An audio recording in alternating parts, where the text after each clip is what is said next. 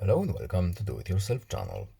Today I will show you where to find the option how to allow messages apps to show banner notifications in Realme 14 Pro phone. First of all, we need to go to our phone settings. Then in settings we need to go to notifications and quick settings menu. Then we need to tap the banner option. And now we're looking for the option that we are interested in. So messages is here. So we can enable or disable our banner notifications here. At the top we have the main button, and if the app is not here, it will be in the notifications blocked option right here. So we can tap it once and then enable it from there.